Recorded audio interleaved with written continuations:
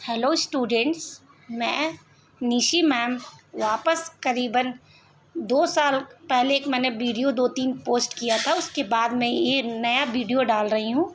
जो भी छात्र और छात्राएँ यूजीसी नेट के तैयारी कर रहे हैं उनके लिए मैं अब नया आगे इसके आगे भी नए नए वीडियो डालूँगी। उससे आपको स्टडी में काफ़ी हेल्प मिलेगी। मैं अभी एक आधुनिक भारत की महान विचारक पंडिता रमाबाई के बारे में बताऊंगी, जो आपको आगे के लिए आगे यूजीसी नेट की एग्ज़ाम्स के लिए काफ़ी फ़ायदेमंद होंगे। मैं इसके कुछ मेन बिंदुओं को दर्शाऊंगी जो आपको स्मरण करना है और वो आपको एक छोटे से नोटबुक में नोट करके रखना है। तो छात्र एंड छात्राएं ध्यान देंगे। पंडिता रमाबाई ये एक आधुनिक भारतीय विचार की महाविचारक हैं, जिनका जन्म 23 अप्रैल 1858 को कर्नाटक के मंगलौर जिले के गंगमूल जंगल के पश्चिमी घाट पर हुआ था। उनके पिता का नाम अनंत शास्त्री डोगरे था। वे चित पावन ब्राह्मण परिवार से संबंध रखते थे और संस्कृत शास्त्र के अच्छे ज्ञाता थे। पंडिता रमाबाई सरस्वती का नाम भारतीय इतिहास में महिलाओं को अधिकार दिलाने के लिए गौरवशाली विजेता के रूप में जाना जाता है। इसके साथ साथ वे महिला शिक्षा एवं समाज सुधार के क्षेत्र में अग्रणी रही हैं। वह पहली भारतीय महिला थी जिसने हिंदू समाज की विधवाओं की गुलामी की बेड़ियों को तोड़ने की कोशिश की और भारतीय बालिकाओं के लिए शिक्षा की शुरुआत करने में महत्वपूर्ण योगदान दिया। उन्होंने भारत में महिला मुक्ति के लिए आंदोलन की मजबूत नींव रखी और अपने जीवन पर्यंत इसी उद्देश्य के लिए समर्पित हो रही। संस्कृत के गहन ज्ञान के कारण प्रोफेसर टोनी रमाबाई को शिक्षा की देवी सरस्वती की संज्ञा दी थी। देहाती स्त्रियों की दमन परिस्थितियों में सुधार लाने के लिए रमाबाई ने रानाडे तथा भंडारकर जैसे नेताओं की सहायता से मई 1882 में पूना में महिलाओं का एक समाज स्थापित किया, जिसे आर्य महिला समाज के नाम से जाना गया, जो कि भारत की पहली महिला संगठन था, जिसका उद्देश्य देहाती स्त्रियों में शिक्षा का विकास करना तथा बाल विवाह को रोकना था। उनकी समाज सुधारक कार्रवाई से खुश होकर इंग्लैंड के सम्राट ने उन्हें वर्ष 1919 में केसरे हिंद की उपाधि से सम्मानित किया, जो कि उपनिवेशी शासन में भारतीयों को दी जाने वाली सर्वोच्च उपाधि थी। आधुनिक भारत के निर्माण में उनके योगदान को पहचान कर भारत सरकार ने उनके नाम पर 26 अक्टूबर 1989 में उनके सम्मान में एक डाक टिकट प्रकाशित किया।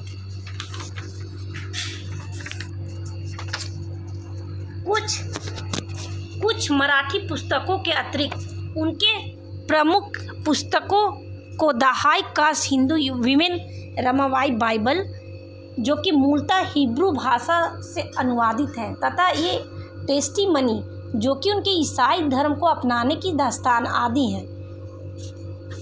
रमाबाई हिंदू धर्म स्त्री की दुर्दशा पर पंडिता रमाबाई के विचार, इन विचारों को प्रत्येक महिलाओं को आत्मसात करना आना चाहिए। प्रत्येक महिलाएं इस विचार को अपने व्यक्तिगत जीवन में लाकर अपने जीवन को सुदृढ़ बनाने की कोशिश कर सकती हैं।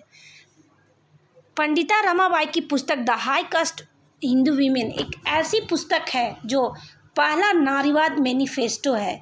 यह अधिक साहसिक लेखन है, जिसमें हिंदू स्त्री के जीवन की मुख्य दशाओं जैसे हिंदू स्त्री का बचपन, उसका वैवाहिक जीवन तथा उसका वैधव्य आदि पर अधिक आलोचनात्मक रूप से प्रकाश डाला गया। यह पुस्तक मनुस्मृति स्मृति के पवित्र नियमों में उच्च जाति की हिंदू स्त्री की मौजूदा परिस्थितियों को बड़ा ही कष्टप्रद रूप से दर्शाती है। पंडिता रमाबाई सरस्वती ने इस पुस्तक में स्पष्ट रूप पर यह दर्शाने की कोशिश की है कि मनुस्मृति मनुस्मृति के कठोर एवं पवित्र नियम कहीं पर भी स्त्री को स्वतंत्रता एवं समानता की दृष्टि से नहीं देखते हैं और इन्हीं के कारण स्त्री के पास पुरुष पर निर्भर रहने के अतिरिक्त और कोई दूसरा विकल्प नहीं बचता और उन्हीं नियमों का रिवाज बन जाने के कारण एवं कुप्रथाओं का रूप लेने के कारण ही स्त्री अपने जीवन की सभी दशा में उपेक्षित ही रही है। इस पुस्तक में पंडिता रमाबाई सरस्वती ने उन निर्दयी सामाजिक एवं पारंपरिक रीति रिवाजों पर चोट किया है जो शताब्दियों से हिंदू पुरोहितवाद तथा पुरुष प्रधानता को चिरस्थायी बनाए हुए हैं, जिनके कारण शताब्दियों से स्त्री अपनी दुर्दशा पर रोती आ रही है। इसे पूरा व्यवस्था का अवलोकन करके पंडिता रमाबाई उच्च जाति की हिंदू स्त्री की 3 आवश्यकताएं बताई है जो निम्नलिखित है। मैं उसका व्याख्यान प्रस्तुत नहीं करूंगी, मैं उसका इंटरप्रिटेशन नहीं दूंगी, ये आपको स्वयं पढ़ना है। बस उसके मुख्य बिंदुओं को मैं आपको बता देती हूँ। जैसे इसके 3 मुख्य पार्ट है। आत्मनिर्भरता, इसे इंग्लिश में क्या बोलेंगे? Self depend. दूसरा पॉइंट इसका शिक्षा यानी एजुकेशन। तीसरा है कार्य कुशलता यानी दक्षता। प्रत्येक स्त्री हो या पुरुष अपने कार्य के प्रति लॉयल और ईमानदार और निष्ठापूर्ण होना चाहिए। आत्मनिर्भरता अगर आप अपने अंदर लेकर आती हैं तो आप आगे और अपना और समाज दोनों का विकास करेंगे। आत्मनिर्भरता तभी आएगी जब आप शिक्षित रहेंगे और जब शिक्षा प्राप्त होगी तो उस शिक्षा के द्वारा जो सीखे गए हैं उन्हें आपको व्यक्तिगत रूप में धरातल पर और करके दिखाना होगा। तो ये 3 बिंदुओं को आप पढ़ेंगे, इनको समझेंगे, उसके बाद अपना राय प्रस्तुत करेंगे कि आपको कैसा लगा और कमेंट ज़रूर कीजिएगा। और मैं आपको यूजीसी नेट की इतिहास विषय की तैयारी कराऊंगी जिसमें सटीक आपको मैं टॉपिक्स और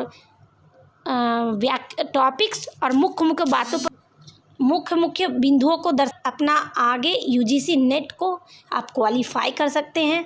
और इसके लिए आपको जितना भी हो सके मैं आपको उपलब्ध कराने की ये विवरण को उपलब्ध कराने की कोशिश करूँगी। So all the best students, आप इनको पढ़ें और मुझे अपनी राय प्रस्तुत करें कि आपको वीडियो कैसा लगा और सब्सक्राइब एंड कमेंट्स ज़रूर करिए, लाइक कीजिए एंड बेल आइकॉन ऑन कीजिएगा और मुझे अपनी बस राय बताइए कि हाँ ये वीडियो